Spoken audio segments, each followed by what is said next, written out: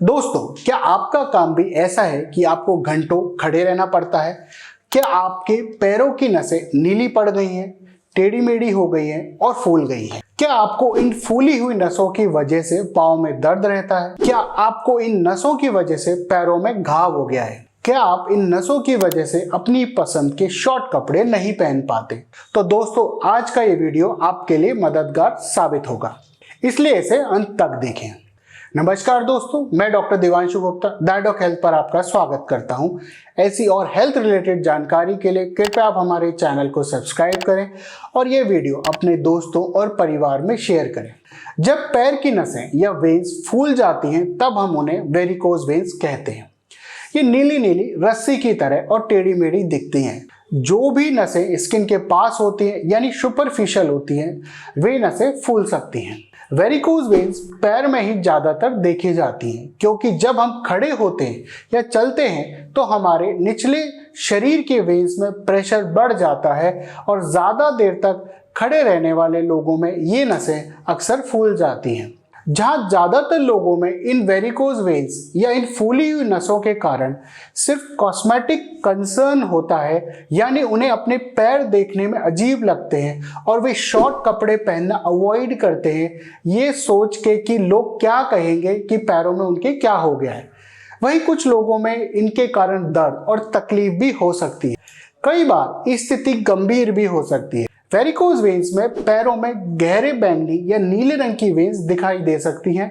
ये फूली हुई नसें पैरों में किसी रस्सी की तरह दिखाई दे सकती हैं। जब ये बीमारी बढ़ जाती है तो मरीजों को पैरों में दर्द और तकलीफ होने लगती है और पाँव में भारीपन और दर्द जैसे लक्षण महसूस होने लगता है। इसके साथ ही पैरों में जलन होने लगती है। लोग कहते हैं कि पैर उनके फूल रहे या यूं कहें कि पैरों में क्रैम्प्स आ रहे हैं। पैरों की मांसपेशियों में दर्द, पैरों में सूजन भी आ सकती है। अक्सर ये दर्द लंबे समय तक बैठे रहने या खड़े रहने पर बढ़ जाता है। नसों के आसपास खुजली भी हो सकती है और इस बीमारी का लंबे समय तक इलाज न करने पर फूली हुई नसों के आसपास की स्किन का रंग बदलने लगता है। ये फूली हुई नसें कई बार इस तरह टेढ़ी मेढ़ी होती हैं कि मकड़ी की तरह दिखाई देने लगती हैं। तब इन्हें हम मेडिकल भाषा में स्पाइडर वेन्स भी कहते हैं।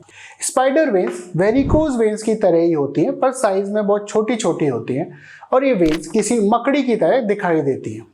दोस्तों, अब जानते हैं कि वेरिकोज वेन्स होने का कारण क्या है। दोस्तों, अगर वेन्स में पाए जाने वाले वॉल्स कमजोर हो जाएं या खराब हो जाएं तो वेरिकोज वेन्स होता है। आर्टरी इसका काम होता है हार्ट से ऑक्सीजन वाला अच्छा ब्लड शरीर के दूसरे अंगों तक पहुंचाना, और वेन्स शरीर के अंगों से खराब ब्लड वापस हार्ट तक लाती है। चूंकि पैरों की वेन्स को ग्रेविटी के विरुद्ध काम करना पड़ता है, उनमें हमारी काफ मसल्स पंप की तरह काम करती हैं और पैरों से खून हार्ट तक पहुंच पाता है। इन वेन्स में जो वॉल्व होते हैं वे वन वे वॉल्व होते हैं, यानी उस समय खुल जाते हैं जब खून का बहाव हार्ट की तरफ हो रहा है, जिसके बाद ये वॉल्व बंद हो जाते हैं, जिससे उल्टा बहाव नहीं हो पाता। अगर ये वॉल्व खराब हो जाए या किसी वजह से कमजोर पड़ जाए तो खून वापस आने लगता है और पैरों की वेन्स में इकट्ठा होने लगता है, जिसकी वजह से ये वेन्स फूल जाती हैं और वेरिकोज वेन्स होने लगती हैं। तो सवाल आता है कि क्या वेरिकोज वेन्स किसी को भी हो सकती हैं? हाँ दोस्तों, पर इसका रिस्क उन लोगों में ज्यादा है जो बुजुर्ग हैं, क्योंकि उम्र के साथ पैरों की वेन्स के वॉल्व कमजोर पड़ जाते हैं। ये रिस्क उन लोगों में भी ज्यादा है जो बहुत स्मोकिंग करते हैं, और महिलाओं में पीरियड्स, प्रेगनेंसी और मेनोपॉज के दौरान होने वाले हार्मोन के बदलाव के चलते वेरिकोज वेन होने का खतरा ज्यादा होता है, क्योंकि ये हार्मोन्स इन वेन्स को रिलैक्स करते हैं, जिससे खून इनमें इकट्ठा होने लगता है। वे महिलाएं जो गर्भ निरोधक गोलियां ले रही हैं या किसी हार्मोनल ट्रीटमेंट पे हैं, उनमें एक खतरा और बढ़ जाता है। इसी तरह से जो महिलाएं गर्भवती हैं, उनके शरीर में ब्लड का वॉल्यूम बढ़ जाता है और वेरिकोज वेन होने का खतरा भी बढ़ जाता है। इसके अलावा अगर आपके फैमिली या परिवार में किसी को वेरिकोज वेन्स हुआ है तो चांसेस हैं कि आपको भी वेरिकोज वेन्स हो सकता है। दोस्तों, इसके अलावा किसी भी ऐसे कारण की वजह से वेरिकोज वेन्स हो सकता है जहां नसों पर प्रेशर बढ़ जाता है। जैसे कि आप ओवरवेट हैं तो इस वजह से पैरों की वेन्स में प्रेशर बढ़ जाता है और वेरिकोज वेन होने का खतरा मोटे लोगों में ज्यादा होता है। अगर आपके पेट में कोई ट्यूमर है या गांठ है तो इस कारण से भी बड़ी नसों पर दबाव पड़ता है और पैरों की नसों में खून इकट्ठा होने लगता है। दोस्तों, अगर आप ऐसा काम करते हैं जहां आपको लंबे समय तक खड़ा रहना पड़ता है या लंबे समय तक बैठे रहना पड़ता है तो भी आपको वेरिकोज वेन होने का खतरा बढ़ जाता है। दोस्तों, वेरिकोज वेन्स या इन फूली हुई नसों का इलाज समय पर ना किया जाए तो यह कुछ कॉम्प्लिकेशन या जटिलताएं कर सकती है, जैसे कि अल्सर, जहां पर एंकल जॉइंट या टखने के आसपास की स्किन पे दर्द भरे अल्सर हो सकते हैं। चूंकि इन फूली हुई नसों में खून इकट्ठा होता रहता है तो इनमें खून का थक्का जमने की संभावना भी होती है। तो अगर आपको अचानक से पाँव में बहुत तेज दर्द होने लगता है तो आपको ब्लड क्लॉट भी हो सकता है। ऐसे में आपको तुरंत निकटतम हॉस्पिटल्स में जाना चाहिए या निकटतम डॉक्टर से संपर्क करना चाहिए। कई बार ये वेन्स फट भी सकती हैं और इससे ब्लीडिंग भी हो सकती है। आइए दोस्तों, अब बात करते हैं कि कैसे हम वेरिकोज वेन का डायग्नोसिस डॉक्टर द्वारा किया जाता है। इसके लिए डॉक्टर आपका फिजिकल एग्जामिनेशन करते हैं और कुछ टेस्ट भी करवाते हैं, जैसे कि डॉपलर अल्ट्रासाउंड। इससे इस बीमारी का डायग्नोसिस हो जाता है और इसकी गंभीरता का भी अंदाजा लग जाता है। अब बात करते हैं इसके इलाज की। शुरुआती स्टेज में वेरिकोज वेन के इलाज के लिए एक्सरसाइज करने की सलाह दी जाती है। सोते समय या बैठे बैठे पैरों को तकिए की मदद से ऊंचा रखना चाहिए और कंप्रेशन स्टॉकिंग्स पहनने की सलाह दी जाती है।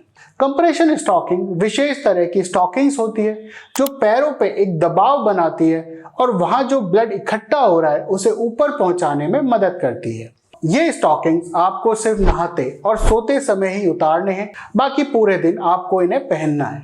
अगर स्टॉकिंग से फायदा नहीं होता है या आपके पैरों में बहुत ज्यादा दर्द हो रहा है या आपके पैरों में अल्सर होने लगता है या आपको ये नसें देखने में खराब लग रही हैं, यानी कि कॉस्मेटिकली आपको प्रॉब्लम हो रही है, तो आपको सर्जरी की सलाह दी जाती है। वेरिकोज वेन का ऑपरेशन कई तरीके से किया जाता है और आपके लिए कौन सी तकनीक बेस्ट है ये आपके डॉक्टर आपका एग्जामिनेशन करके और आपकी डॉपलर की रिपोर्ट देखकर तय करते हैं।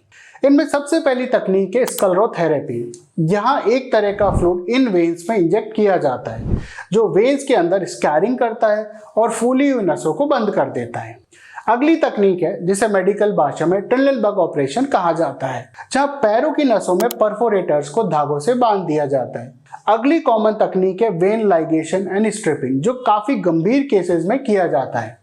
इसमें ग्रॉइन में चीरा लगाकर एक लंबा तार फूली हुई नस में डाला जाता है और दूसरी तरफ से खींचकर नस को निकाल दिया जाता है। मरीज को उसकी स्थिति और ऑपरेशन की तकनीक के अनुसार जनरल एनेस्थीसिया भी दिया जा सकता है या सिर्फ शरीर के आधे भाग को ही सुन्न किया जा सकता है, जिसे मेडिकल भाषा में स्पाइनल एनेस्थीसिया कहते हैं। और सबसे एडवांस टेक्निक है लेजर टेक्निक, जहां एक कैथेटर को वेन में डाला जाता है और उससे लेजर की किरणें वेन के अंदर डाली जाती हैं, जिससे एंडोवीनस अब्लेशन किया जाता है, यानी वेन्स को बंद कर दिया जाता है। ऐसे प्रोसीजर में अल्ट्रासाउंड की मदद ली जाती है और जिस जगह से कैथेटर डाला जाता है उस जगह को ही सिर्फ शून्य किया जाता है। लेजर तकनीक में एनेस्थीसिया की जरूरत नहीं पड़ती। दोस्तों, अब बात करते हैं कि कैसे हम वेरिकोज वेन्स को होने से रोक सकते हैं। इनमें सबसे जरूरी और सबसे पहला है कसरत। कसरत से पैरों का ब्लड मोबिलाइज होता है और वहां इकट्ठा नहीं रह पाता। दूसरा तरीका है अपने वजन को मैनेज करें, एक आइडियल वेट मेंटेन करें। वेट कम करने से वेन्स पर प्रेशर कम पड़ता है और वेरिकोज वेन होने से बच जाते हैं। अपनी डाइट में नमक कम रखें, इससे होगा ये कि वाटर रिटेंशन में होने वाली सूजन कम आएगी। अगला तरीका है अच्छे फुटवियर पहने, यानी हाई हील अवॉइड करें, क्योंकि कम हील के जूते पहनने से काफ मसल अच्छी तरीके से ब्लड को पंप ऊपर की तरफ कर पाती है और ब्लड का प्रभाव बना रहता है। अगला उपाय है कि आप ऐसे कपड़े ना पहने जो कमर से बहुत टाइट हो, जैसे कि tight fitting jeans, tight pant, tight underwear, जिससे ब्लड का बहाव सुचारू रूप से हो सके।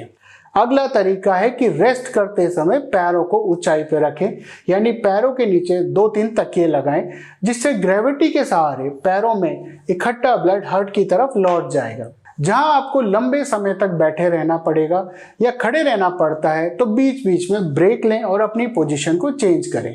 और दोस्तों, अगर आप स्मोकिंग करते हैं तो स्मोकिंग की आदत भी आपको छोड़नी होगी। दोस्तों उम्मीद है पैरों में वेरिकोज वेन्स पर दी गई ये मेरी जानकारी आपके लिए लाभप्रद होगी। दोस्तों मुंह से बदबू आना एक बहुत कॉमन प्रॉब्लम है। अगर आप जानना चाहते हैं कि इसके कारण क्या होते हैं और आप कैसे आसानी से इस परेशानी से छुटकारा पा सकते हैं, इसके लिए राइट पे दिए गए लिंक को क्लिक करें। और अगर आप भारत के सर्वश्रेष्ठ डॉक्टरों से संपर्क करना चाहते हैं तो ऊपर दिए गए फोन नंबर पे बात करें। इसके अलावा हेल्थ और मेडिकल से related useful, authentic, reliable information के लिए कृपया हमारा YouTube channel that doctor subscribe करें। स्वस्थ रहें, सुरक्षित रहें। धन्यवाद।